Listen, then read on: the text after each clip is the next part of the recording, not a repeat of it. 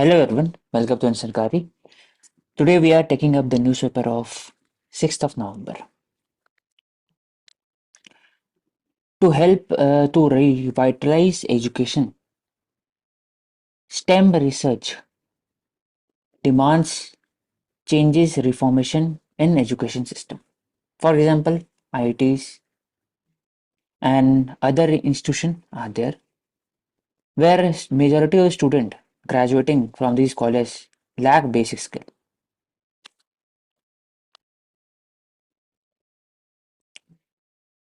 For example, a large amount of money is being spent in other initiatives such as quantum computing, cybersecurity, artificial intelligence. तो root cause क्या है इसमें? Many faculties member are product of their own institution. They are being forced to maintain the ranking of the colleges. इसी कारण poor quality graduate होता है, domino effect होता है. अपस्किलिंग प्रोग्राम इंटर्नशिप कुछ तो है लेकिन स्केल नहीं कर सकते इसको. Premier institute IITs, NITs, I Indian institute of science education research IISc, they only recruit about 5%. बाकी फिर क्या हुआ? 60 स्टूडेंट IIT भुवनेश्वर इंक्लूड करते हैं कंप्यूटर साइंस के लिए, link it 2000 for the computer science. तो 95% के लिए क्या? फिर इसमें ऐसा बोल सकते हैं कि there has to certain changes in institution such as, कुछ इंस्टीट्यूशन को टीचिंग इंस्टीट्यूशन बोल सकते हैं और कुछ research institution. Ideas should be collaborated.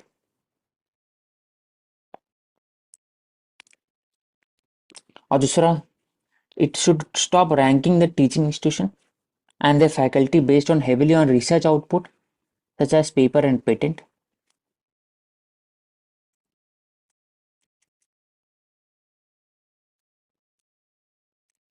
उससे क्या होता है कि ओवरऑल जो पेपर्स है it is focused much more on by the professors.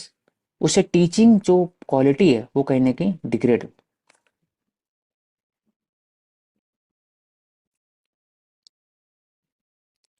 Teaching institution should focus much more on teaching, explaining the concept rather than research. Collaboration में focus करना चाहिए और भी हायरकी के अंदर होना चाहिए. For example teaching assistant, associated and full professor.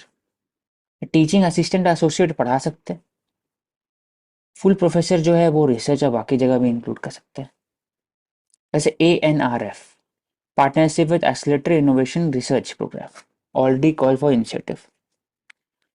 उसे ओवरऑल बात हो रहा है with regarding to central and state government funding, inter institutional collaboration,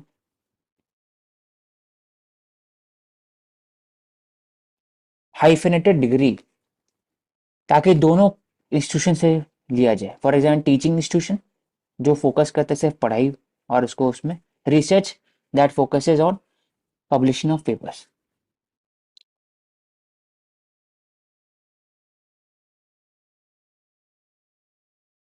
इससे रिसर्च इंस्टीट्यूशन का बढ़ेगा, क्वालिटी एंड करिकुलम टीचिंग ज़्यादा हो सकता है. इंटर इंस्टीट्यूशन कोलैबोरेशन कोऑर्डिनेशन कर सकते हैं. स्टूडेंट ट्रांसफर बिटवीन यूनिवर्सिटी हो सकता है.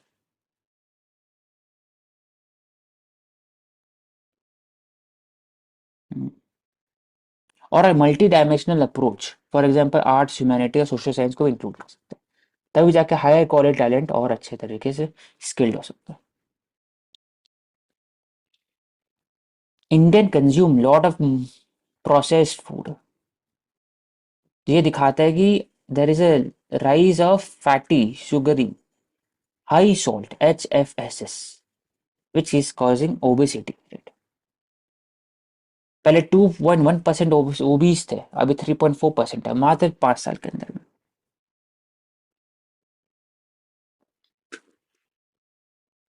तो उसका लिंकेज डायरेक्टली आता है FDI और मेजर फूड प्रोसेसिंग इंडस्ट्री जो इंडिया में है.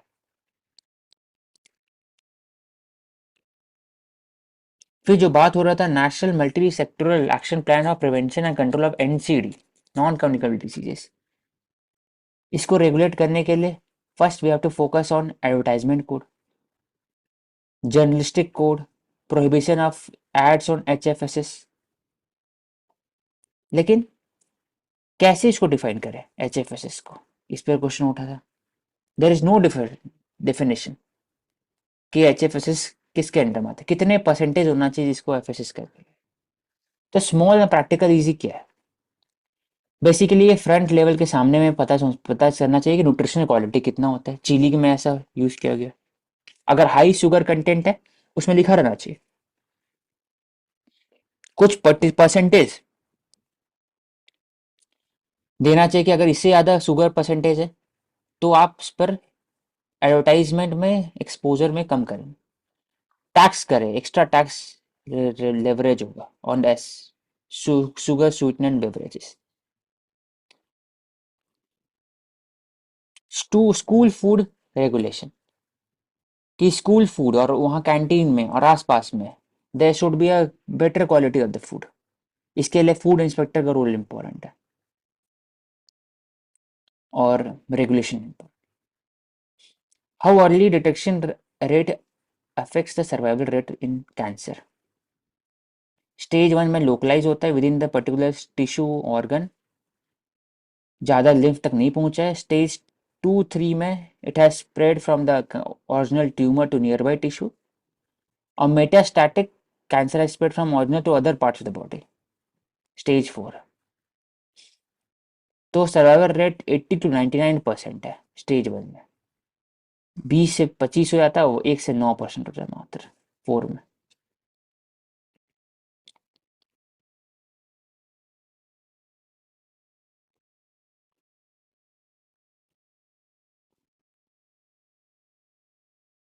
Big ways to cut fight cancer, poisoning chemotherapy है, रेडिएशन थेरेपी है, मेल्टिंग थेरेपी है, सर्जिकल है।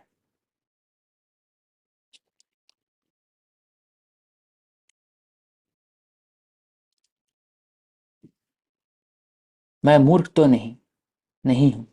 ध्यान रखिए, आसान ऑनलाइन कमाई करवाने वाले पैसों में जाम नहीं फंसना चाहिए। तो एक एग्जांपल है, देखते हैं नेशनल पेमेंट कॉर्पोरेशन इंडिया के द्वारा एक एडवर्टाइजमेंट है that makes the people aware regarding how to use UPI and associated जो पेमेंट पोर्टल है उसमें कुछ भी प्रॉब्लम है, national crime cyber crime reporting portal में आके कंप्लेन कर सकते हैं।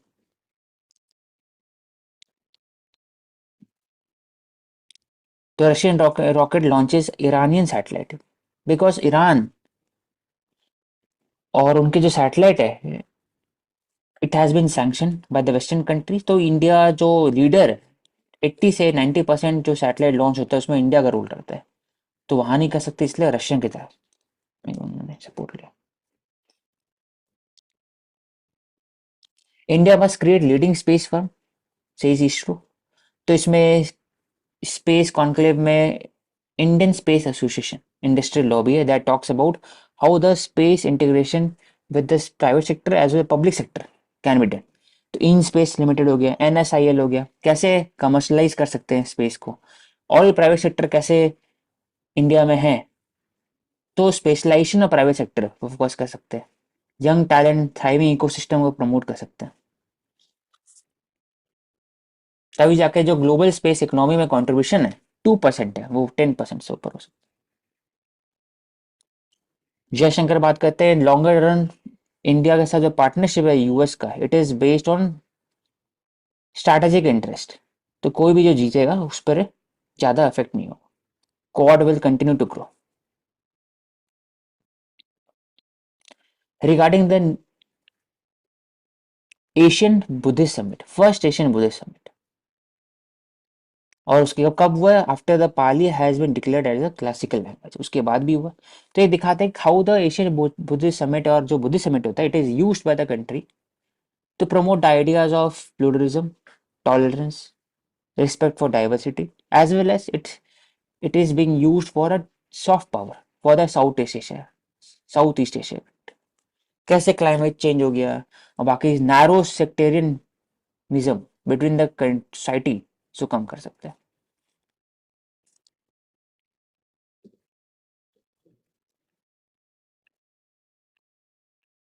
जो भी बुद्धिस्ट हेरिटेज साइट है, Pali research, culture exchange, Buddhist pilgrimage circuit, Buddhist diplomatic relation, addressing the challenge of Buddhist perspective, Buddhist tourism and pilgrimage, preserving the Buddhist manuscript, ये सब पर फोकस किया जाएगा।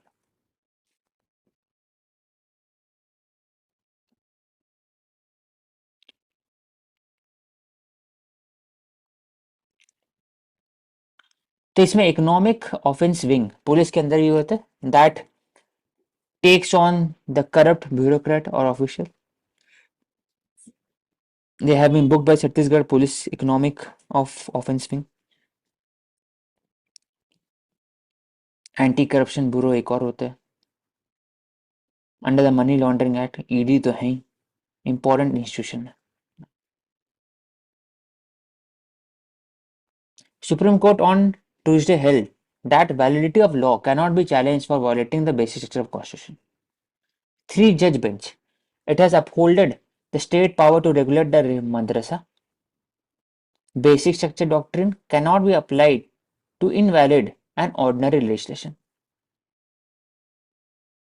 उन्होंने बताया कि basic structure was made of undefined concept, democracy, federalism, secularism etcetera, और court को एक हेल्प करता है कि जो भी वॉयलेशन है फंडामेंटल राइट का और बाकी सब बेसिक प्रिंसिपल ऑफ कॉन्स्टिट्यूशन, कहीं ना कहीं उसके हिसाब से वो कॉन्स्टिट्यूशनल मोरालिटी इम्पोज करता है। इलाहाबाद हाईकोर्ट बात कर रहे थे funding of Uttar Pradesh Madarsa education board act, derided secularism, और वो बेसिक स्ट्रक्चर को डील कर इसको इम्पैक्ट करते हैं कहीं ना कहीं।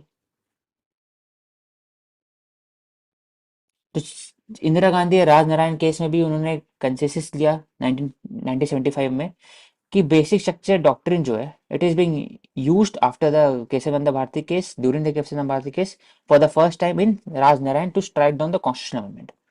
The judges on the Rajnara bench had a differentiated view on ordinary statute and constitutional amendment statute.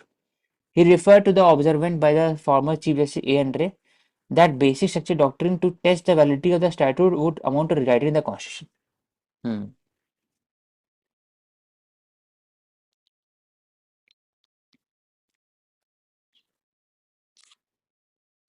मतलब जो basic structure doctrine it can B only used for the constitutional amendment बोल सकते।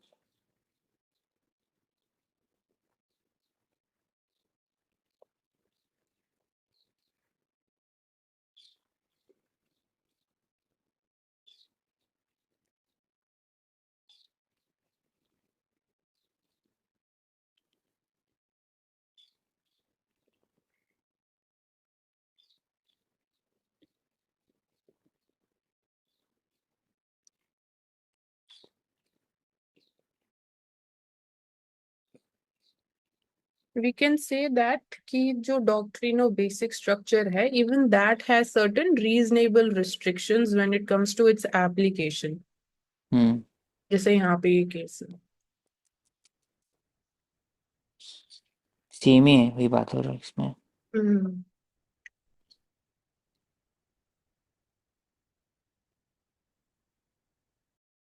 क्योंकि बेसिक स्ट्रक्चर को भी limit किया, regional restriction उस पर भी है।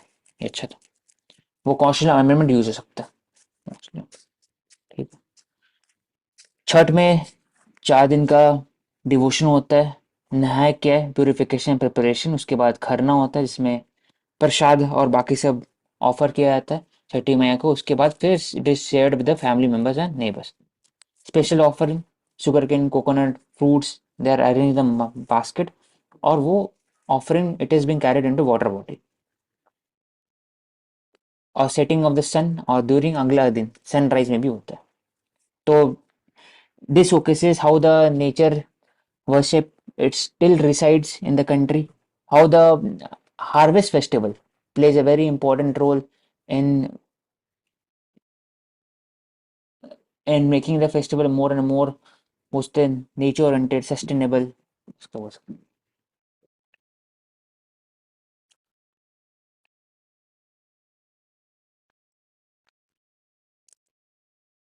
तो इसमें सबसे इम्पोर्टेंट क्वेश्चन होता है कि जो दिल्ली में पॉल्यूशन उसका सोल्यूशन क्या है। तो कल इसको डिस्कस किए थे, लेकिन इसमें एक सबसे अच्छा एग्जांपल था creation of the urban farming, और दूसरा विंटर एक्शन प्लान। ये दो पर फोकस करना चाहिए for the mitigation of the pollution. Urban hmm farming क्या है, जैसे न्यूयॉर्क के बीच में जो पार्क है वैसी प्रमोट करना चाहिए in several other region. Dwarka में अलग हो गया, बड़े बड़े पार्क हो गया हर एक जगह पर, ताकि वो एक तरह का बफर क्रिएट करे regarding the PM 2.5 hundred.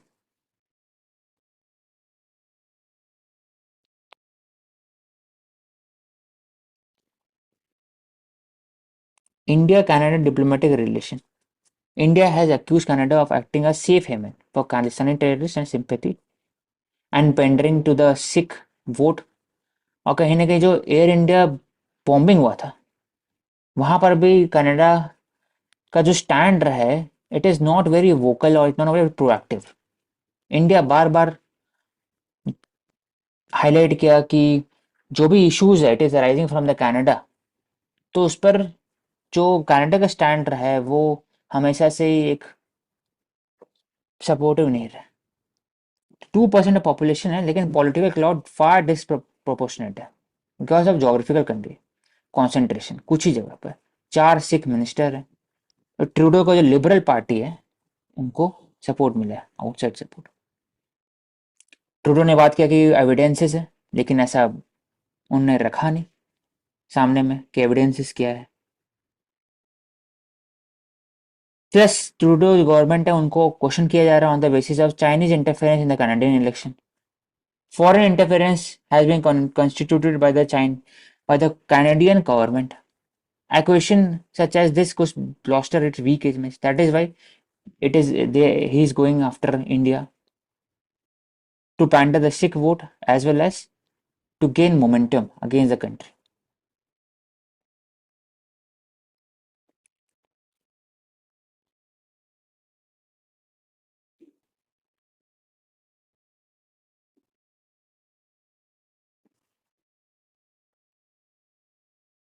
Legal complexity, for example, Western democracy are wary of extradition to a country with poor human rights record.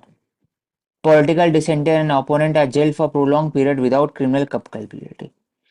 तो बोलते हैं कि इंडिया में जो स्टैंड है with regarding to democracy trial, उसके हिसाब से हम एक्स्ट्राडिट नहीं कर सकते।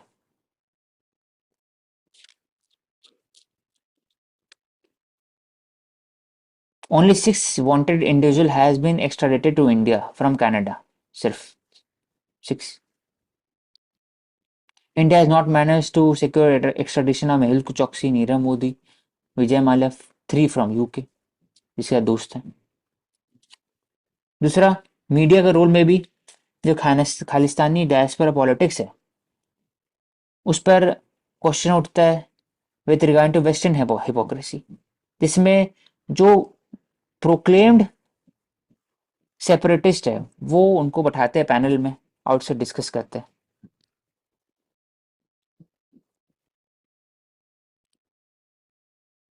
तो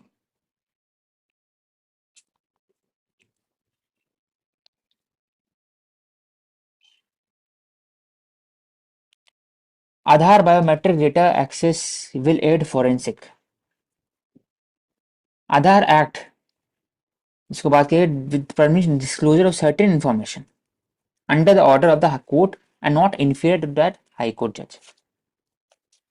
इसमें आइरिस फिंगरप्रिंट सबूत it can not be share with anyone until under certain circumstances, क्योंकि fundamental right to life and dignity liberty भी under article 21 right to privacy भी, इसलिए।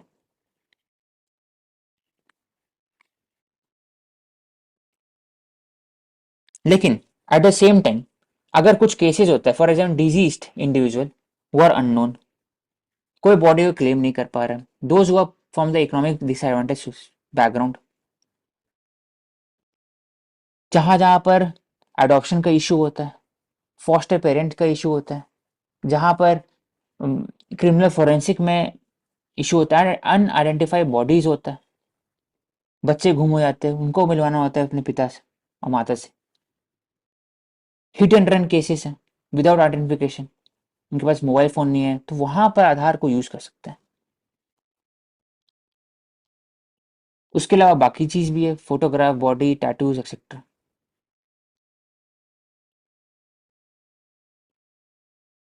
फिंगरप्रिंट का वैल्यू जो है वो ओवरस्टेट नहीं किया सकता, क्योंकि फिंगरप्रिंट कहीं ना कहीं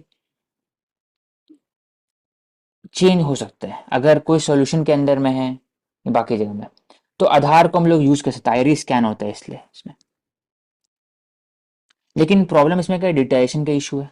क्या आधार डेटाबेस आइडेंटिफिकेशन को यूज कर सकते हैं in case of homicide and other aspect? For example US के अंदर में डिजीज पर्सन आइडेंटिफिकेशन में यूज कर सकते हैं। इंडिया में आधार एक्ट जो है वो एक तरह से प्रोटेक्ट करता है प्राइवेसी को भी, at the same time it is also use for the welfare aspect, जो सुप्रीम कोर्ट ने बोला गया था। It cannot be access to the disease person core biometric strictly based on FIR.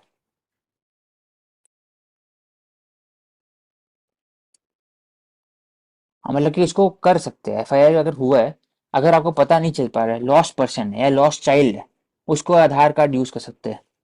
हम्म, उससे बर्डन कम होगा, क्योंकि डिजिटल फॉरेंसिक साथ साथ साइबर फॉरेंसिक में बाकी जगह भी अगर यूज करने से जो लीगल इन्फोर्समेंट है उनका टाइमलाइन जस्टिस में हो सकता है, पब्लिक सेफ्टी आ सकता है। Basically Aadhaar biometric data, it can help in cyber forensic, बाकी पुलिस को भी, but at the same time जो इंफ्रास्ट्रक्चर है, साइबर सिक्योरिटी हो गया, how the Aadhaar data is being stored, इस पर फोकस करना चाहिए। New scheme, get discount on registration of new vehicle if you scrap ओवरेज। तो न्यू स्कीम एक तरह से रजिस्टर व्हीकल स्क्रैपिंग फैसिलिटी, 10 साल या 15 साल हो चुका है, वहां जा सकते हैं, डिस्काउंट ले सकते हैं।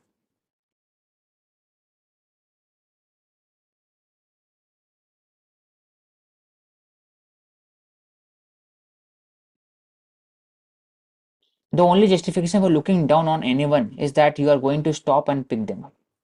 हम्म, मतलब कि बात हो रहा है कि you should not look down on anyone who are more marginalized, more vulnerable than you. This focuses lack of empathy as well as lack of leadership qualities. Looking down तभी कर सकते हैं जब आपको किसी को हेल्प करना है और आपको प्रमोट करना है, आपको ओवरऑल इंस्पायर करना है, तभी आप एक पॉजिटिव डायरेक्शन में चल सकते हैं। एग्जाम्पल इंडिया का स्टैंड रहा है with regard to vulnerable countries, इसलिए इंडिया बात किया सागर, तो उसमें growth for all, security and growth for all का बात किया, इसमें इंडिया का बात नहीं किया सिर्फ, तो लुकिंग डाउन नहीं है वो।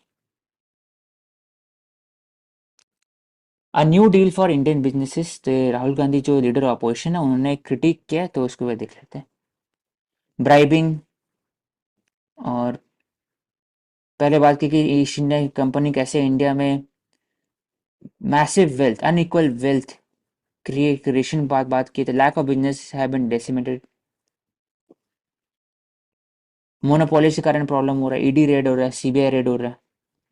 क्या फेयर प्ले इंडियन बिजनेस में हो सकता है? इसमें रूल आता है ट्राई का, सीसीआई का रूल आता है, रेगुलेशन बॉडी का आता है।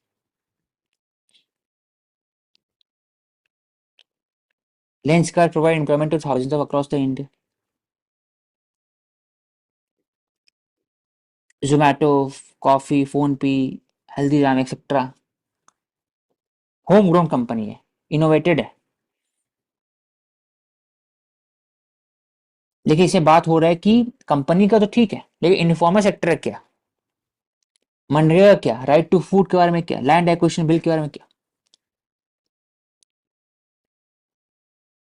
तो government cannot be allowed to support one business at expense of all the others, much less support to the benami equation in the business system. Government agency cannot be weaponized to attack certain businesses and create monopolist. Country is for all, border भी है, सब चीज है, इसलिए basically इसमें बात हो रहा है रिगार्डिंग कि how the best practices fair and equal play should be promoted in the market space कि मोनोपोली क्रिएट नहीं हो। इसलिए बीएसएनएल इंपॉर्टेंट है, इसलिए ईसीए इंपॉर्टेंट है in the procurement businesses in agriculture pricing. Supreme court के जज 9 जज बेंच ये बहुत इंपॉर्टेंट है regarding the private property which was pending court for 3 decades। वहां बात की कि India has travel from state control over more the most resources to more market based economy since 1990। Globalisation हुआ लेकिन supreme court has said all not all private property can be deemed material resource of the community. सब सभी को नहीं include कर सकते under the article 339 B. Directory principle क्या बात करते हैं कि ownership and control the material resource of community can be redistributed so that concentration of wealth को कम कर सकते हैं और कॉमन गुड को प्रमोट कर सकते हैं। 39 बी के अंदर एक डीपीएसपी है, डायरेक्टरी प्रिंसिपल स्टेट पॉलिसी। इसके बेसिस पर द आर्टिकल 14 और 19 जो है it can be supersede by the article 39 B, ऐसा है इन लिमिटेड सर्कमस्टांसेस। तो सुप्रीम कोर्ट ने रूल दिया कि 31C जो है सेफ हार्बर है with regard to the shielding of laws that give effect to 39 B. 39 B को पास करने के लिए उसके अंदर में प्रैक्टिस करने के लिए 39C इंक्लूड किया गया था, 31C इंक्लूड किया गया था that protected the laws. Secondly interpretation of the 39 B कि मटेरियल रिसोर्सेज है क्या, तो इसको इंटरप्रेट उन्होंने बात किया कि मटेरियल रिसोर्सेज पहले क्या था कि हर एक चीज इस लैंड को रीडिस्ट्रीब्यूशन किया गया, लैंड रिफॉर्म लाया गया, लैंड सीलिंग का बात किया गया, बैंक का नेशनलाइजेशन किया गया। तो मटेरियल रिसोर्सेज जो है इसको कितना इंटरप्रेट कर सकते हैं और उसका पॉलिटिकल फॉलोआउट क्या होगा, सोशल एंड इकोनॉमिक कॉन्सिक्वेंसेस क्या होगा। दैट इज वाई इसमें बात होता है कि मटेरियल जो पोजिशन रिसोर्सेज है कहीं ना कहीं एक heart of Indian economic policy that has evolve from the right from the 1947 period, the rulings of 1977। इसलिए जो 8:1 मेजोरिटी ओपिनियन है it offers post facto correction. इसमें बात करते हैं कि regarding the 39 B distribution of all property private resources amounts to endorsing a particular economic ideology. उसका मतलब कि एक ही particular ideology, for example Marxism हो गया या कुछ सोशलिज्म हो गया, अगर सभी को डिस्ट्रीब्यूशन कर देंगे तो। लेकिन उन्होंने बताया कि जो इंडिया का है वो कहीं ना कहीं इकोनॉमिक थॉट और डिफरेंट है, गांधीयन था, मार्क्सिज्म मिक्स है। इसलिए उन्होंने इकोनॉमिक पॉलिसी की बात नहीं की, उन्होंने बताया फ्रेमवर्क की फाउंडेशन इकोनॉमिक डेमोक्रेसी क्या होना चाहिए। तो जो मटेरियल रिसोर्सेज है उसमें भी there has to be certain competition in different ideology और economic policies. That is why it is very important. Material resources मतलब ये नहीं होता है कि पूरा का पूरा जो material resources within the country है it is common good, it is for the common good. कुछ ही एक तरह से not all private property deemed to be material resource of the community.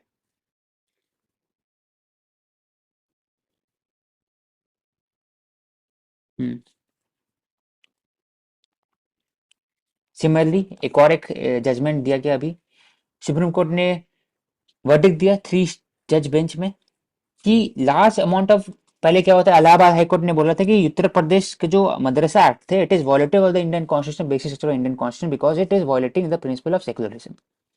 और जो स्टैट्यूट पास हो रहा है it cannot be targeted to particular one community. तो 2004 में जो मदरसा एक्ट पास हुआ it was regulating the Madarsa act, Madarsa board, और 16,000 मदरसा देश भर में से 14,000 खाली यूपी में, 18,000 में शायद 14,000 यूपी में सिर्फ है। तो उसको रेगुलेट करते थे, उनको पैसा देते थे, सपोर्ट करते थे। तो इलाहाबाद हाई कोर्ट ने बोला कि it is violative the Indian constitution and secularism principle. लेकिन सुप्रीम कोर्ट ने बात किया कि number of education institution are affiliated to religious body including minority community. For example convent school है और भी स्कूल है जहाँ पर डाइवर्सिटी इतना ज्यादा है तो कहीं ना कहीं ओवरलैप होता है सेकुलर और रिलीजियस स्ट्रक्चर के अंदर में। अगर माइनॉरिटी सिर्फ रन कर रहा है, इवन मेजोरिटी रन कर रहे हैं, और टीचिंग कुछ कुछ अगर outside the ambit of the term education है तो जरूरी नहीं कि पूरा का पूरा उसको आप नल एंड वॉइड करते हैं। There is need for the law to regulate the basic structure of the या फिर standard of the education they offer लेकिन act is consistent with the obligation of the state to ensure that students studying in recognized madrasa attain a level of competency and participate in society and earning a living. तो ये important है.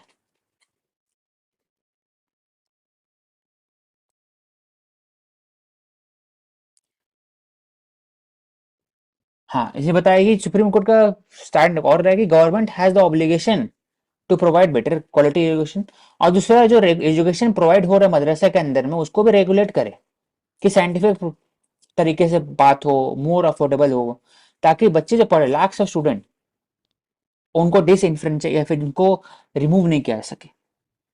12 lakh student वहां पढ़ते हैं मदरसा के अंदर. They provide religious instruction, लेकिन primary education जो है, प्राइमरी एम है एजुकेशन का है, तो एजुकेशन के एस्पेक्ट पर वो रेगुलेट कर सकते हैं. तो रेगुलेटरी विजिल होना चाहिए ऑन क्वालिटी ऑफ एजुकेशन. इसका मतलब मदरसा में क्या पढ़ाई हो रहा है इस पर फोकस करे, रादर देन कि मदरसा बॉडी एक तरह से वॉलेटिव ऑफ इंडियन कॉन्स्टिट्यूशन है. ये बात बोलना चाह रहा मतलब रिलीजन के बेसिस पे हूँ. डिस्क्रिमिनेशन ना करो, यहाँ पे भी sole objective quality of education ही होना चाहिए। तो ये भी एक बोल सकते हैं हमारे सेक्युलर फैब्रिक का एक पार्ट इस तरीके से है कि चाहे वो इसमें बात है कि पूरा माइनॉरिटी मदरसा बॉडी को आप क्वेश्चन मत करिए, उसके अंदर में जो क्वालिटी ऑफ एजुकेशन है, हो सकता है कि रिलीजियस प्रिंसिपल जो पढ़ाई हो रहा है वो वॉलेटिव होगा या नहीं होगा, उसको रेगुलेट करे, क्वालिटी ऑफ एजुकेशन को रेगुलेट करे. इस पे बात. Right. Then regarding the same, not all private property can be taken by the state for common good. एक key exact phrase है, it can be written down. 8:1 just 39 भी बात करता था मटेरियल रिसोर्सेज, तो मटेरियल रिसोर्स का री interpretation हुआ है अभी.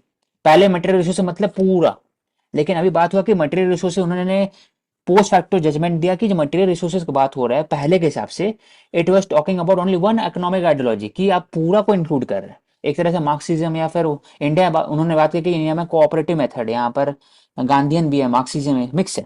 दैट इज वाई जो material resources it can not include all the private sector. तो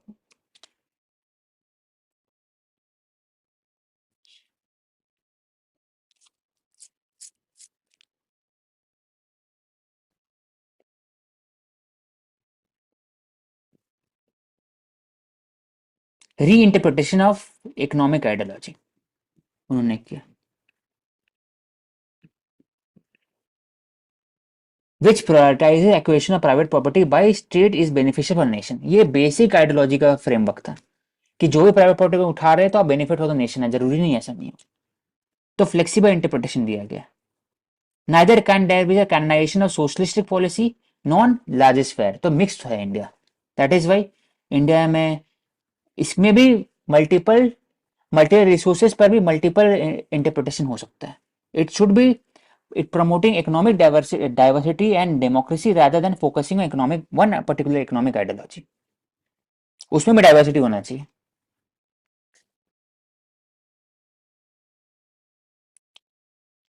पहला कि 3 रिक्वायरमेंट होना चाहिए material resources of the community पर. पहला कि रिसोर्सेज है क्या, material, they should be material, और कम्युनिटी का होना चाहिए, तभी हो सकता है.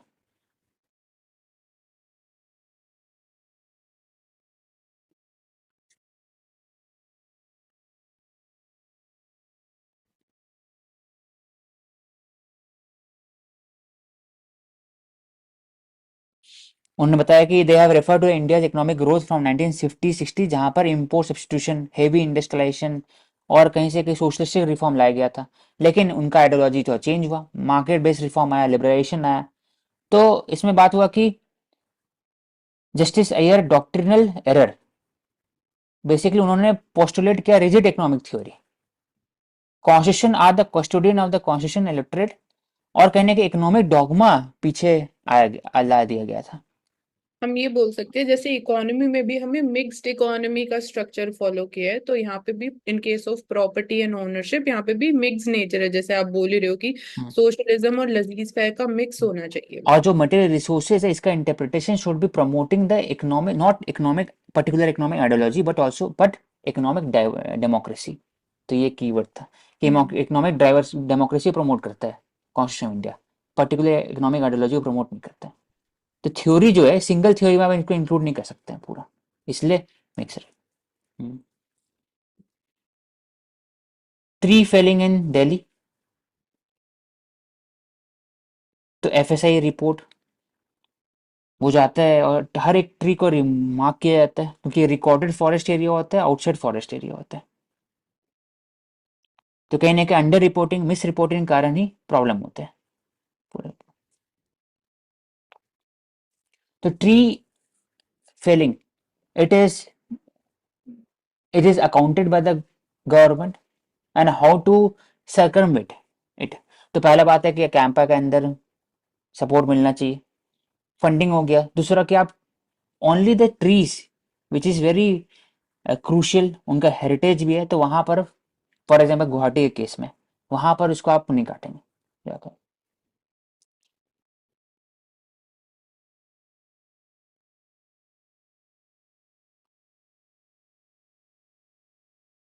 नेशनल एक coordination committee, non government public charity trust, ये पोल्ट्री इंडस्ट्री के अंदर में बात करते हैं कि इंडिया को कैसे बना नेशनल एक।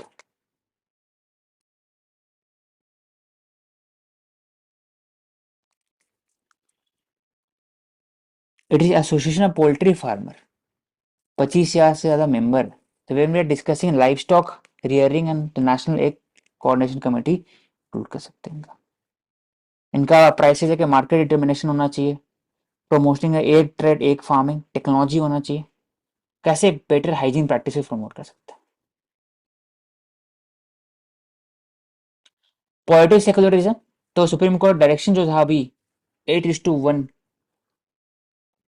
थ्री थ्री जज बेंच ने जो डायरेक्शन दिया कि UP Madrasa act, it is supporting the minority rights as well as it should not be used directly, or it should not be considered as violating the Indian constitution on the basis of secularism principle।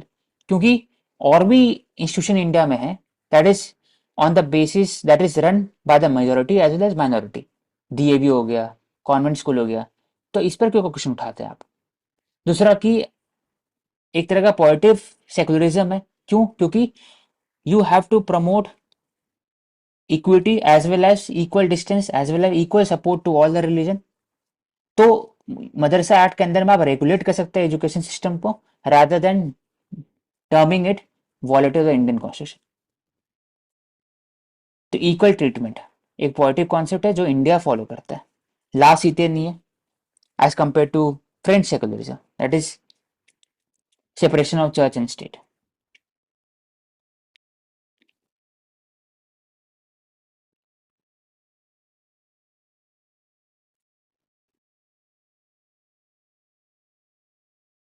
तो Madrasa entitle to state protection है article 26 के, religious denomination है article 29 के अंदर भी आते हैं कि it can be run by the minority, religious minority.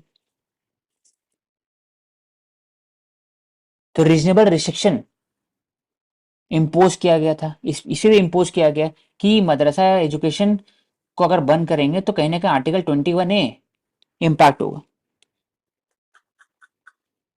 इसलिए बेसिक अर्थमेटिक स्किल से लेकर के साइंटिफिक एजुकेशन हो गया उसको प्रमोट करें। Madrasa education is not secular but theological study, इसलिए उसको आप सेकुलर इंस्टीट्यूशन के हिसाब से डायरेक्टली आप नहीं जोड़ सकते, लेकिन eight the same time 12 lakh बच्चे पढ़ते हैं उसके अंदर।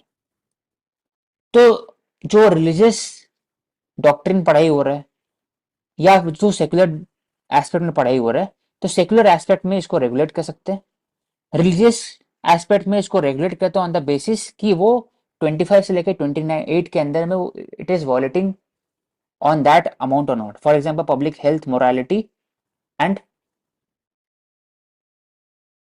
लॉ एंड ऑर्डर, ये तीन है रीजनल रिस्ट्रिक्शन। दूसरा रिलीजियस इंस्ट्रक्शन आप जब दे भी रहे हैं तब it should be on the basis of consent of the student and the parent as well as, अगर माइनॉरिटी स्टूडेंट, माइनॉरिटी के अंदर में जो मेजोरिटी है और वहां मदरसा के अंदर में हो सकता है कि बाकी रिलीजियस डिनोमिनेशन के लोग पढ़ रहे हैं, तो उनके ऊपर भी जबरदस्ती नहीं पढ़ा सकते। फॉर एग्जाम्पल आर्टिकल 28 के अंदर में आता है। तो irrespective of faith Sanskrit prayer recite किया जाता है कहाँ पे, विद्या भारती में, केंद्रीय विद्यालय में, तो क्या वो सेकुलरिज्म के प्रिंसिपल पे क्वेश्चन उठाता है? तो जनरली वी कैन से कि Supreme court has upheld the positive spirit of the secularism principle, और उन्होंने बात किया कि तीन एस्पेक्ट पर कि it is not violative of the UP Madrasa act, it is not violative of the secularism principle. दूसरा, you have to regulate the education, not abolish it. और कहीं ना कहीं 21A जो राइट टू एजुकेशन है वो भी इम्पैक्ट करेगा इसको अबॉलिश करने से। ये 12 लाख बच्चे इस पर डिपेंडेंट है, जो mostly they are from the vulnerable section of society and marginalize section.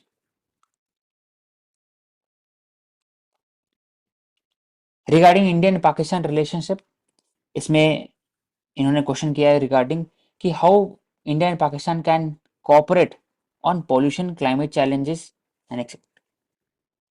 लेकिन इंडिया और पाकिस्तान के बीच में एक बेसिक जो रूट कॉज है वो स्टेट स्पॉन्सर्ड टेररिज्म है, कश्मीर इशू है। इसके अलावा अगर कोऑपरेट करेंगे, फॉर एग्जांपल हाई फ्लाई में एससीओ के लिए फॉरेन मिनिस्टर गए थे वहां पर, तभी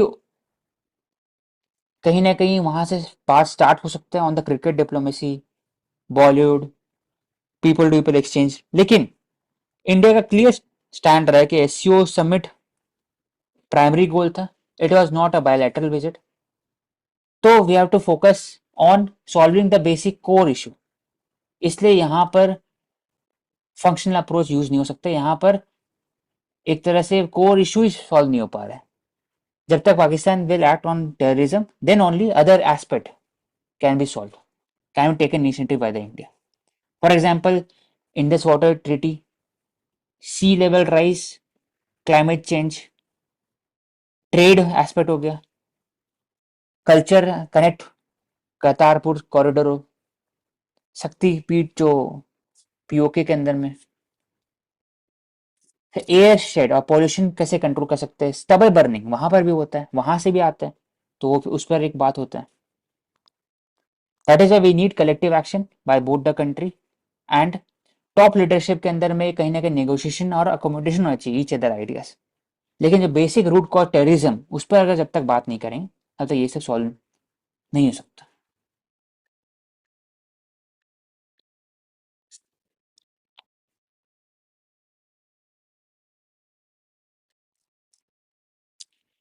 इंडिया में बात करते हैं 600 लैंग्वेज से मोर देन 4000 3000 लैंग्वेज डायलेक्ट है, जिसमें सिर्फ और सिर्फ डायरेक्ट वो काउंट होता है जिसके पास 10,000 स्पीकर है। उससे नीचे जो है it is amounting to extinction slowly. वैसे इंडोनेशिया के ट्राइबल लैंग्वेज भी है, it is pass down orally. तो उसको कैसे स्क्रिप्ट मिले और कैसे इसको सेफगार्ड कर सके, उसका एग्जाम्पल है। Indonesian national language can not be easily translated into Roman alphabet. तो इंडिया में जो रोमन लैंग्वेजेस को प्रमोट करने के लिए कौन रखे, तो I think he was Subhash Chandra Bose.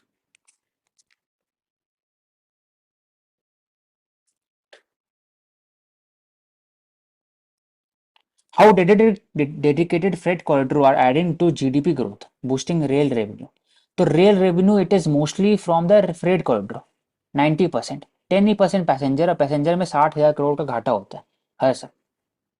Passenger में भी जो थर्ड टीयर एसी है वही प्रॉफिटेबल है, बाकी जो है second tier, first tier, even passenger वहाँ लॉस है क्योंकि यहाँ सब्सिडी मिलता है। तो फ्रेट कॉरिडोर में भी they are dependent on mostly on two aspect, coal 45% है और बाकी जो बचा वो स्टील है। बाकी जो स्मॉल एरिया मिल्क हो गया, पेरिशेबल गुड्स हो गया, बहुत कम है परसेंटेज। तो freight corridor it will improve the connectivity, logistic, as well as it will also increase the revenue of the rail और profitability। फ्रेट कॉरिडोर एक रूट होता है, स्पेसिफिक रूट होता है, डबल स्टैक कंटेनर होता है, उसमें 10,000 हॉर्स पावर, 8,000 हॉर्स पावर के जो इंजन होता है उनको यूज किया जाता है, डबल स्टैक कंटेनर होते हैं।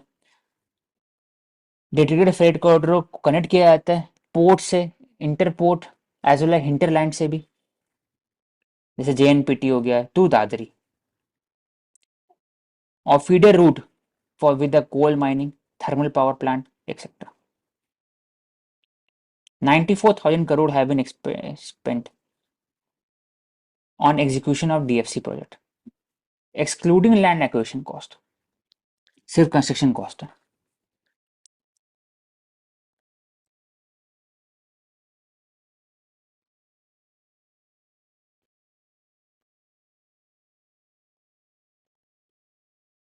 तो नया जो फ्रेट कॉरिडोर हो गया, विशाखापट्टनम टू खड़गपुर हो गया, विशाखापट्टनम टू हैदराबाद, मुंबई टू दिल्ली हो गया, और फिर बाकी इसको भी कनेक्ट कर सकते हैं with regarding to national manufacturing zone, SCZ. उससे जीडीपी ग्रोथ कर सकते हैं. इट और इज ए जो social equalization effect hmm, impact. हाँ, Eastern dedicated freight corridor is from Ludhiana in Punjab to Dankuni in West Bengal. और जो Western dedicated है, it is from Dadri to JNPT. Example ported Yamuna, कैसे इसको ठीक करते हैं. तो अभी एनजीटी ने डायरेक्ट किया आगरा के जो लोकल बॉडीज को कि आप फाइन पे करोगे, क्योंकि एसटीपी जो मैंडेट था वो स्टैब्लिश नहीं किया गया अभी तक में. क्लोरीन का इशू है उसके अंदर में. प्लस जो ऑन साइट मैनेजमेंट होना चाहिए with regarding to the industries, paper industry, sugar industry etcetera, वो उस पर चेक्स एंड बैलेंसेस नहीं. तो इसका एक सोल्यूशन है with regard to Namami Ganga है, वैसे ही इसमें बात कर यमुना के बारे में बात कर सकते हैं. और जो हर एक जो एसटीपी है उस पर चेक्स एंड बैलेंस, और उसमें एक डिटरमाइन किया जाना चाहिए कि कितने पॉल्यूशन मैंडेटरी लिमिट कितना होना चाहिए, उसे फोकस कर सकते हैं. तो on site sewage treatment plant का फोकस होना चाहिए इसमें. Does the sun rotate? Yes, it is rotates about axis. उनका वन डे नहीं होता लेकिन डिफरेंशियल रोटेशन होता है. All the parts do not have same period rotation. Equator 26.5, बाकी 27, 31, 15 मिलियन केल्विन, बीच में 6,000 हो गया टॉप में प्लाज्मा. ट्रंप कल जीत के 47 प्रेसिडेंट बन गई यूएस के. और जो की स्विंग स्टेट थे मिशिगन, एरिजोना, पेंसिल्वेनिया, फिर ओहायो एक्सेट्रा, वहां पर उनका जो क्लियर कट मेजोरिटी है वो दिखाता है कि it was a one sided election वापस से. क्योंकि जो सिमिलर जो स्विंग स्टेट होते हैं सब के सब कमला हैरिस हार गई. तो जनरली वहां पर जो इलेक्शन हुआ, अब उससे क्या इम्पैक्ट होगा इंडिया के ऊपर. तो एक क्वेश्चन उठता है, क्या वो ट्रांजैक्शनल रिलेशनशिप रहेगा कि जो शेयर्ड प्रॉस्पेरिटी बात करते हैं या स्ट्रेटेजिक रिलेशन का बात करते हैं कि उस पर काम करेंगे. तो पहली बात आता है कि ट्रम्प मीन्स इफ हैरिस, तो हैरिस तो हार गई, तो ट्रम्प हैव वोन.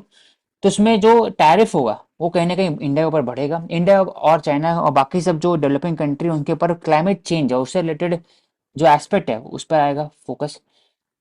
ट्रम्प बात कर रहे हैं अमेरिका फर्स्ट, तो एफडीआई हो सकता है कि अमेरिका में इन्वेस्टमेंट ज़्यादा हो, उससे थोड़ा कमी आ सकता है. प्लस उनका जो स्टैंड रहेगा विद रिगार्डिंग टू क्वाड वो वैसे ही रहने वाला है with regarding to China. With regarding to Middle East peace हो सकता है क्योंकि उनका जो पॉलिसी वो आइसोलेनिस्ट पॉलिसी है, इंटरवेनिशनिस्ट नहीं है. अफगानिस्तान से बाहर निकले थे. हो सकता है कि यूक्रेन और रशिया वॉर का कुछ था है, क्योंकि जो ट्रम्प का कॉन्सेप्ट रहा है कि नाटो में मोर एंड मोर जो collaboration it should B from the European countries. उनका बजट बढ़ना चाहिए rather than US is only supporting the NATO. Pharma export पे क्वेश्चन उठेगा क्योंकि टैरिफ पर इशू है. ट्रम्प बात करेंगे इंडिया के साथ री इनोवेशन ऑन द एफटीए और बाकी सब, क्योंकि इंडिया को बोलते हैं टैरिफ किंग. और कहीं ना कहीं उनके समय में जीएसपी भी हटा था, general system of preferences. India में जो एग्रीकल्चर मार्केट है वो भी बात करेंगे, इनोवेशन की बात करेंगे. आईटी इमिग्रेशन में टफनिंग ऑफ स्टैंड होगा H1B वीजा में, बाकी जगह में भी कैश फ्लो हो सकता है कम हो। एनर्जी ऑयल में वो वापस से फ्रैकिंग, तो फ्रैकिंग की बात करते हैं कि टेक्सास में बाकी जगह में भी वो वापस से ऑयल रिगिंग, और उससे कंपनीज को फोकस करेंगे rather than totally focus on green belt, क्योंकि कमला हैरिस ग्रीन बेल्ट की बात करती है। फिर rupee will likely to see a downgrade due inflation and rates going higher, plus वो टैक्सेशन में इंसेंटिव की बात कर रहे हैं ताकि अमेरिका में इन्वेस्टमेंट बढ़े। इमिग्रेशन, इलीगल इमिग्रेशन का अगेंस्ट स्टैंड लेंगे। रेगुलेशन की बात करेंगे वो और नाफ्टा जैसे north America free trade agreement between Canada, Mexico and US है, उसको रीनेगोशिएट की बात कर सकते हैं, जो हाल फिलहाल में 2020 में हुआ था उसको वापस से बोल सकते हैं। और जो बॉर्डर इशू है मेक्सिको और यूएस के बीच में, उस पर उनका भी उनका स्टैंड टफ रह सकता है। तो पहला ट्रम्प जीतने के बाद किससे बात की, तो 4 कंट्री से उन्होंने बात किया। पहला फॉर एग्जांपल जापानीज, इंडिया, नहीं, इन उन्होंने मोदी से बात किया। फिर बीबी नेतन्याहू से बात किया इसराइल से, और तीसरा सऊदी अरेबिया। तो ये दिखाता है कि ये जो 3 कंट्री है इस रीजन के अंदर में, ये कहीं ना कहीं यूएस का लॉन्ग टर्म पॉलिसी हो सकता है फॉर द फोर।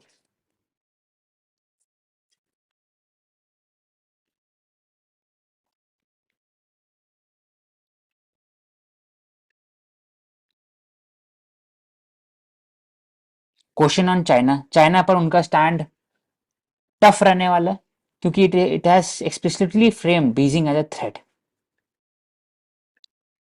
ट्रम्प 1 में it was based on the economic warfare, tariff use किए थे एक दूसरे का, तो टैरिफ स्टार्ट हुआ था, टैरिफ वॉर 2018 से। लेकिन अभी में हो सकता है कि स्ट्रैटेजिक इंटरेस्ट, मिलिट्री सब पे फोकस किया जाए। इलीगल इमिग्रेशन पर उनका स्टैंड एकदम क्लियर है। तो India, new Delhi also maintain it does not support illegal immigration from India. Illegal immigration, it is not justified at any circumstances, कोई भी कंट्री के लिए, चाहे इंडिया के लिए, चाहे यूएस के लिए, बाकी सब के लिए। लीगल माइग्रेंट है, इट शुड बी जस्टिफाइड, क्योंकि वो लीगली इंटर किए। इंडिया में जो बहुत लोग जाते हैं गुजरात से, हरियाणा से, बाकी जगह से, क्योंकि मोस्टली ईस्टर्न कंट्री के लोग केरला और बाकी जगह जाते हैं, और जो western side of the country है वो यूएस, कनाडा और बाकी जगह जाते हैं। तो इलीगल डंकी रूट हो गया जो हम लोग देखे थे, ह्यूमन राइट्स वायलेशन भी होता है। एक कपल थी, उनका डेथ हो गया था बच्चे के साथ in Canada border, US Canada border. तो illegal immigration it is impacting the family as well as the societal framework of both the countries. तो उसमें H1B वीजा और हाई स्किल्ड लेबर पर फोकस वो करेंगे। Tariff we have discuss. और दूसरा जो आइसोलेशनिस्ट पॉलिसी उसका rather than interventionist policy. Democratic Party का जो एक लिबरल इंटरनेशनल प्रिंसिपल रहता है जिसमें इंटरवेंशनिस्ट का रहता है कि ह्यूमन राइट्स बाकी से में कमेंट करना। ट्रम्प के टेन्योर में कमेंट और बाकी सब इंटरनल मैटर में सॉवरेंटी पर कमेंट कम मिलने का मौका मिलेगा इस बार। तो ये 2 अलग अलग एस्पेक्ट। कौन कौन से स्विंग स्टेट है, Georgia, north Carolina, Pennsylvania, Nevada हो गया, ओहायो हो गया, सब। यूपी मदरसा बोर्ड, क्यों सुप्रीम कोर्ट ने इसको वैलिड कंसिडर किया, वी हैव डिस्कस, लेकिन इसमें कीवर्ड निकाल लेते हैं। HCF already said it has made a student to study Islam and modern subject were optional. तो state cannot discriminate by providing education based on religion. कहीं ना कहीं 21A भी इम्पैक्ट होता है, क्योंकि उसके अंदर में माइनॉरिटी इंस्टीट्यूशन के अंदर में RTE लगता नहीं। क्या उनके पास पावर है कि वो बैचलर डिग्री और पोस्ट ग्रेजुएट डिग्री दे सकते हैं, क्योंकि जो पावर और बैचलर डिग्री है सब देने का है वो यूजीसी के पास होता है, सेंट्रल एक्ट के पास होता है। तो ये 3 एस्पेक्ट उन्होंने बताया कि मदरसा जो बोर्ड है it is unconstitutional. Supreme court ने अपहोल्ड किया, बोला कि basic structure test not needed. उन्होंने बात की बेसिक स्ट्रक्चर हर जगह यूज नहीं कर सकते, ऑर्डिनरी लॉ में यूज नहीं कर सकते।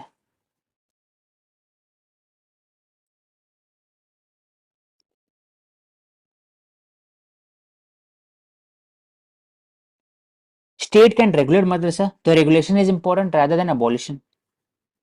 Education system से बाकी जो चीज, it should be given the broadest meaning. Right to education, minority institution. Already 21 article के अंदर में right to free and compulsory education है RTE 2026. It must not apply minority institution and it may destroy the minority character. Already supreme court ने इसको held किया. दूसरा इन्होंने बताया कि minority institutions such as madrasa have the right to provide religious education handle under its own admission under Article 30. तो सिर्फ और सिर्फ जो इंस्टीट्यूशन है, it cannot be seen from the article 25 perspective, 25 28 जो right to freedom of religion है. Article 29 30 को uphold करना इंपॉर्टेंट है, जिसके अंदर में minority can also run their own administration as well as they can give linguistic as well as religious education. तो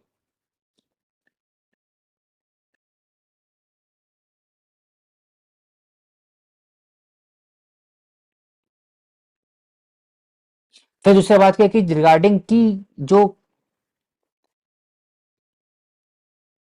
higher हाँ एजुकेशन की हायर बात एजुकेशन पॉलिसीज है, उसका जो डिग्री है it was only given by the UGC act under the. तो Supreme court ने बोला कि जरूरी ऐसा नहीं है, क्योंकि जो डीम्ड यूनिवर्सिटी है वो भी हो सकता है. जैसे Supreme Court struck down the part section में, तो ऑल तो थ्री एस्पेक्ट पे उन्होंने स्ट्रक डाउन किया. मदरसास जो हैं वो नहीं दे सकते हैं आपको डिग्रीज और जो सर्टिफिकेट्स होते हैं, वो सिर्फ जो यूनिवर्सिटीज सर्टिफाइड अंडर यूजीसी या established under the UGC act है या एस्टैब्लिश्ड बाय सेंट्रल और स्टेट एक्ट, सिर्फ वही दे सकते हैं. तो तो रिलीजियस मतलब कि एजुकेशन तक जो जो राइट्स हैं वो मदरसा के पास राइट्स हैं, वहां पे कोई एलिमेंट ऑफ फोर्स नहीं होना चाहिए. वो एक वॉलंटरी एस्पेक्ट हो गया, पार्ट ऑफ योर राइट. हम्म जब डिग्रीज की बात आ रही है तो मदरसास कांट गिव यू डिग्रीज. हम्म, बस पढ़ा सकते हैं, डिग्री नहीं दे सकते. टार्डिग्रेड, ये प्रीलिम्स में भी आया था कि क्या ऐसा बायो मॉलिक्यूल या कंपाउंड या फिर ऐसा एनिमल जो they can survive highly acidic region में, हाईली हीट में, एक्सट्रीम का इकोसिस्टम में. तो टार्डिग्रेड एग्जांपल एंशियंट सर्वाइवर. तो इसमें क्वेश्चन उठाते हैं कैसे सर्वाइवल स्टार्ट होता है. तो गामा रे के सामने उन्होंने रखा उसको, which is a lethal limit for human and track the gene. तो जीन एडिटिंग खुद ही कर पाते हैं वो उसके अंदर में, that protects the tardigrade cell against the radiation.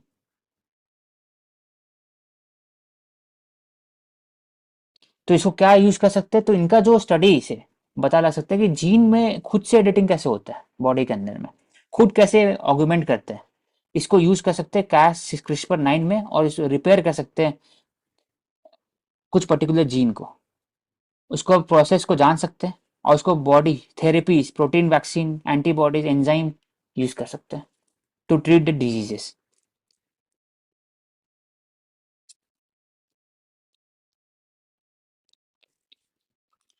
Environmental plan में सेल्फ रिलायंस, ट्रू. तो इसमें सेल्फ रिलायंस से बात होता है कि चाहे वो एयर पोल्यूशन हो, वाटर, सॉइल, सब चीज़ों, लैंड डिग्रेडेशन हो, सब में we have to focus on self reliance. For example solar में हो गया, या फिर आप एयर शेड क्रिएट कर रहे हैं, आप अर्बन प्लानिंग में बात कर रहे हैं, उसमें भी आप फोकस करें नेशनल बिल्डिंग कोड, गृह, एनडीसी डायरेक्टली कि आप कितना अचीव कर सकते हैं. और हर 3 साल में एक रिव्यू होगा एनडीसी का, तो खुद से आप जस्टिफाई करें एनडीसी अचीव कैसे. Climate finance, for example green bond, climate bond, उस पर कैसे अचीव कर सकते हैं. प्लस सीईआर, क्लाइमेट एमिशन जो रिमिशन है, ट्रेडिंग होगा, कार्बन क्रेडिट मिलेगा, वो कैसे रेगुलेट होगा, उसमें भी सेल्फ फिलिंग की बात कर सकते हैं. फिर हिमालयन रीजन को कैसे प्रोटेक्ट करें, सस्टेनेबल टूरिज्म, सस्टेनेबल डेवलपमेंट,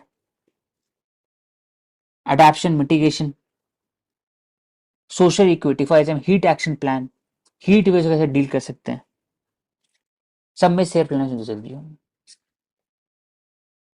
और डिस्कस दिस वन कि आर्टिकल 39 है क्या, बी क्या है, सुप्रीम कोर्ट डायरेक्शन क्या रहा है regarding the material resources. Material resource का भी डाइवर्स व्यू पॉइंट और इंटरप्रिटेशन है. It should not support the one particular ideology. It should promote economic democracy. One nation one RRB.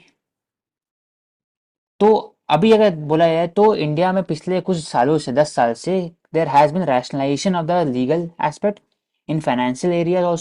Also there is a institutional mechanism. उनका integration हर एक aspect में, चाहे वो one nation one tax GST का हो एक, या फिर आईबीसी कोड का हो, लैंड एक्विजिशन का एक बिल हो, या 4 लेवल कोड में भी सेम 4 ही कोड हो इतने सारे एक्ट को अंदर करके.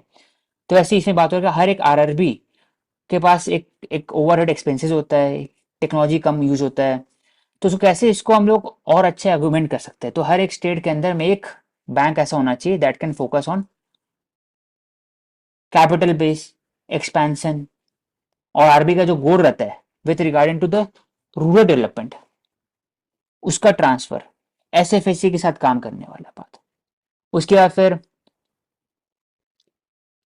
पीएसी के साथ काम करने है तो वो आ सकता है. आरआरबी वेरी इंपॉर्टेंट है क्योंकि 70% क्रेडिट जो है वो एग्रीकल्चर सेक्टर में आता है, 64% जो वीकर सेक्शन पे जाता है. इसलिए आरआरबी बहुत इंपॉर्टेंट. और हर एक स्टेट के अंदर में एक इंपॉर्टेंट आरआरबी होंगे तो उससे कॉस्ट एफिशिएंसी स्केल बढ़ेगा और एक तरह क्रेडिट कल्चर वो कहने का और ट्रांसपेरेंट होगा. And for also, example 3 RRB Uttar Pradesh के अंदर में उसको इंक्लूड किया जाएगा. जैसे Punjab National Bank would be sponsoring the 3 merge RRB West Bengal के अंदर में. तो ऐसे ही हर एक आरआरबी बहुत सारे आरआरबी को एक इंक्लूड किया जाएगा ताकि उनका जो ग्रॉस नेशनल एसेट रेशियो है, परफॉर्मिंग एसेट रेशियो हो गया, प्रॉफिटेबिलिटी हो गया, स्केलेबिलिटी हो गया, एक्सेसिबिलिटी हो गया, और फिर ओवरऑल क्रेडिट एलोकेशन हो गया, वो सब आसानी से हो सकता है. डिजिटाइजेशन हो गया, स्पेशलाइजेशन हो गया, upskilling and reskilling of staff हो गया, वो अच्छे से हो सकता है. एक important fact है share holding pattern of RRBs. Centre holds 50% stake. Sponsor banks जो है, एक बार नीचे स्क्रॉल करो अशोक. स्पॉन्सर बैंक्स का 35%, नीचे नीचे. And states hold 15% stake. Or RRBs, they also have the mandate under the priority sector lending where agriculture has 18% of share.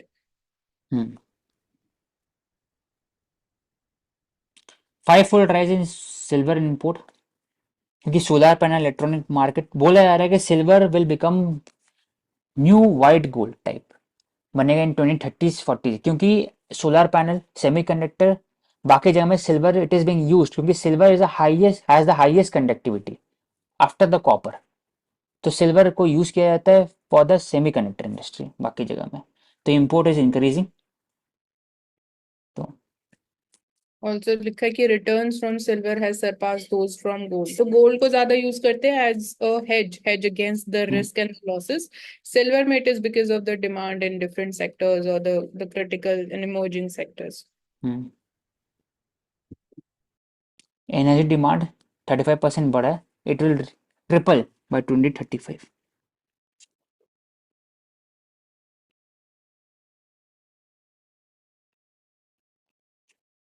तो artificial intelligence कैसे यूज कर सकते हैं so that we can achieve 1.1400 gigawatt. अभी कितना है 380 के आसपास है. तो ट्रिपल बढ़ेगा. 700 people have gained access to electricity since 2000. 80 million के पास एलपीजी कनेक्शन है. तो एलपीजी के बाद हो सकता है कि हीटर भी आए. हीटर के साथ साथ जो कंडक्शन होता है, कंडक्शन वाला जो इलेक्ट्रिसिटी यूज होता है उसको यूज करे तो इलेक्ट्रिसिटी डिमांड बढ़ेगा. और हो सकते हैं कि we have to focus on clean coal slowly. Later stage में जस्ट ट्रांसिशन बात करेंगे. इसमें हम लोग artificial intelligence, storage, flexibility in grid transmission, distribution of smart grid, upskilling of forces, ये करने के बाद हम लोग अचीव कर सकते हैं क्लाइमेट चेंज. और भी न्यू एवेन्यूज है, जियो थर्मल हो गया, ओशन टेम्परेचर हो गया, सी सरफेस टेम्परेचर को उस पर फोकस कर. एफटीए नेगोशिएशन ओपेक. तो free trade negotiation with the European Union UK advance stages पर है लेकिन कहीं ना कहीं वो ओपेक है मीडिया रिपोर्ट के समय. कंसेशन क्या मिल रहा है, स्टैंडर्ड ऑपरेटिंग प्रोसीजर क्या एफटीए के अंदर में, तो कहीं ना कहीं उस पर बात होना, ट्रांसपेरेंसी आना चाहिए।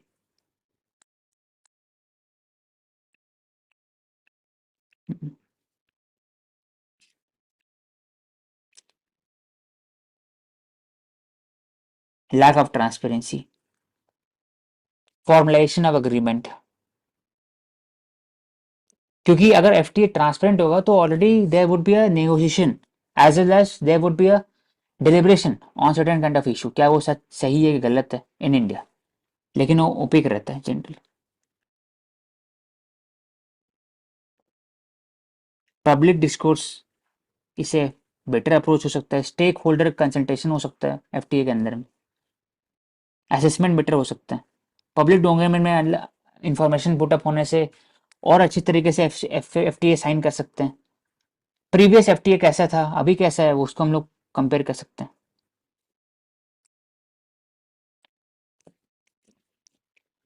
Why doctor want changes in anti-sex detection law? PCPNDT Act. It can help arrest the declining sex ratio. IMA का स्टैंड क्या रहा है 1991 से जब आया था?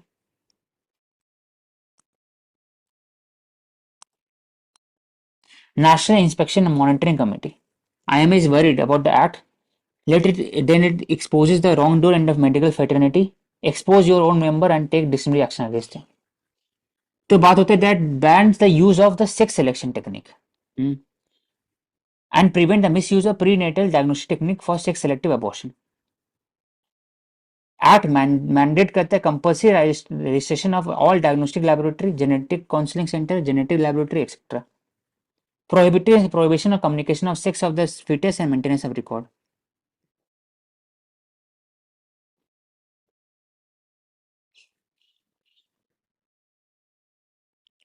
टू वन सेंसस इंडिकेट किया है कि 798 हो गया था from 875 in 1991।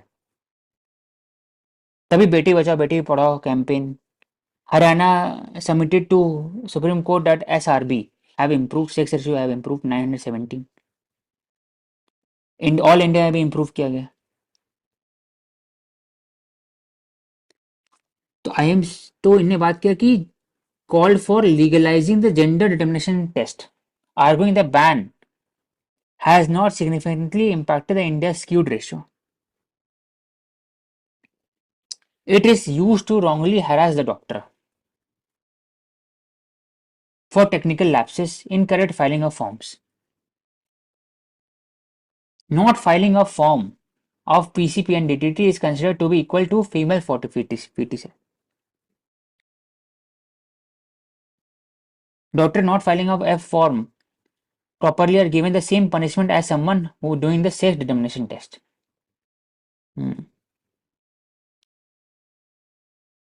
So legalizing gender direction could help protect the unborn child by tracking the pregnant women to ensure that fetus are carried to the full term.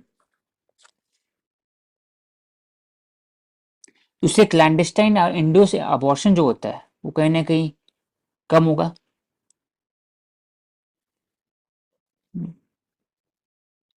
तो ये दूसरा पहलू भी है इसके ऊपर with regard to the PCB industry.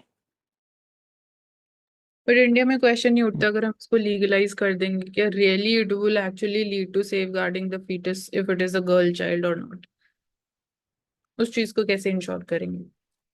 उसके ensure legalisation नहीं है अभी तो, लेकिन अगर करते हैं तो उसमें हो सकता है कि जो गर्ल चाइल्ड है उसका मैंडेटरी होना चाहिए, आप फॉर्म फिलअप करें। अगर अबॉर्शन उसके बाद करना है तो it should B basis on the factor जो अबॉर्शन का होता है कि कुछ फीटे से प्रॉब्लम है, जो नॉर्मल प्रोसेस है, और उसको और रेगुलेट कर सकते हैं गर्ल चाइल्ड के हिसाब से। क्या वो अबॉर्शन सेक्स सेलेक्टिव है कि नहीं है, उसे ट्रैक हो सकता है गर्ल चाइल्ड एक तरह से, उसी की बात हुआ था वी कैन ट्रैक। हाँ मतलब बात नहीं ये हो ऐसा रही है कि एक टेक्निकल चेंज होगा अगर हम इसको लीगलाइज करेंगे, प्लस जो सोशल चेंज है, पर वो दोनों चीजें साथ में होनी चाहिए। जुडिशरी के लिए प्रिंसिपल होना चाहिए redundant colonial practices, equal justice promotion होना चाहिए, इंडिपेंडेंट प्री इंडिपेंडेंट जुडिस्प्रूडेंस और लीगल ओवरबर्डन कम करना चाहिए। तभी हो सकता है when there is rationalisation of the laws, decolonisation of laws, as well as जो क्रिमिनल जस्टिस इकोसिस्टम है it should be more robust with the help of new technology और री इंटरप्रिटेशन, जैसे अभी हुआ आर्टिकल 39B के ऊपर। RBI to open rupee vostro account for broader use, तो वॉस्त्रो मतलब उसका अकाउंट, मतलब कि वो बाहर के कंट्री का अकाउंट इंडिया के अंदर में वॉस्त्रो हो गया एक तरह से। Right. It's held by the domestic on behalf of the foreign bank. It is used for the payment transaction in the country. तो वॉस्त्रो एंड नोस्त्रो, अपना अकाउंट नोस्त्रो हो जाता It was for the internationalization है। of rupee, particularly ये trade के Russia लिए, और और मालदीव अगर सबके, ब्रॉडर हाँ। यूज के लिए, जैसे कि क्रॉस बॉर्डर लेंडिंग या लोन्स देने के लिए टू एनआरआईज, या कुछ और कैपिटल अकाउंट ट्रांजैक्शंस के लिए भी वॉस्ट्रो अकाउंट्स को यूज किया जा सकता है। अरे अभी यूज किया जाता है for 3 purposes: cross border payments, forex settlements and domestic investments. India Qatar hold combating terror financing, तो इसमें इम्पोर्टेंट है फाइनेंशियल इंटेलिजेंस यूनिट जो कतार के और इंडिया के साथ है, वो दोनों बात करें with regard to public partnership, anti money laundering, have partnered to fight money laundering, terrorism financing, etc.